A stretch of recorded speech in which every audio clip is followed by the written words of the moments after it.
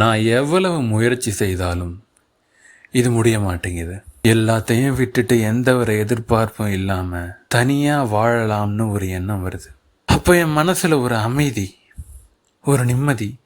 ஆனால் அது ஒரு சில நிமிடங்கள் மட்டும்தான். அந்த அமைதி முடியறதுக்குள்ள உடனே ஒரு ஆசை வந்து நிற்குது. சில சமயம் ஒரு புது புக்கு வாங்கலாம்னு ஆசை, அப்புறம் ஒரு புது கார் வாங்கணும், பார்ட் டைம் ஜாப் பண்ணணும். ஒரு சில நிமிடங்களுக்கு முன்பு நான் பார்த்த அந்த அமைதி இப்போ எங்கே போச்சு? ஏன் இப்படி ஆகுது? இந்த ஆசைகள் எங்கிருந்து வருது? ஒரு மனுஷன் ஆசை இல்லாமல் வாழ முடியாதா? மறக்க நினைச்சாலும் என் மனசில் அந்த ஆசைகள் ஓடிக்கொண்டே இருக்கின்றன. எதிர்பார்ப்பு இல்லாமல் வாழ நினைக்கும் போதெல்லாம் உடனே ஏதாவது ஒரு ஆசை வந்துடுது. இந்த ஆசைகளால் நான் சோர்வடைந்து விட்டேன். நான் ஒரு முடிவுக்கு வந்திருக்கேன். ஆசைகளை எதிர்த்து போராடுவதற்கு பதிலாக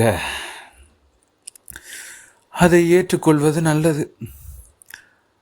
ஆசைப்பட்டு அதை நிறைவேற்ற முயற்சி செய்வோம். ஒருவேளை அது நிறைவேறாமல் போனால் பரவாயில்லை, அதுவும் ஒரு வாழ்க்கையின் ஒரு பகுதி என்று ஏற்றுக்கொள்வோம்.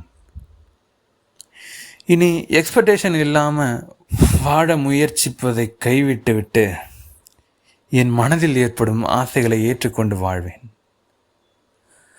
அதுவே என் வாழ்க்கைக்கு ஒரு அர்த்தத்தை கொடுக்கும். நான் நிம்மதியாக இருப்பேன்.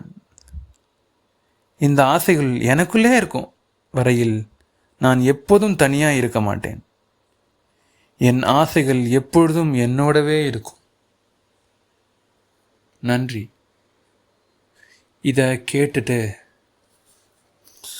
என் மனதில் உள்ள பாரங்களை எல்லாம் உங்களிடம் இறக்கி வைத்திருக்கிறேன். இந்த வீடியோ பிடிச்சிருந்துச்சுன்னா லைக் பண்ணுங்கள், ஷேர் பண்ணுங்கள், சப்போர்ட் பண்ணுங்கள். தேங்க்யூ.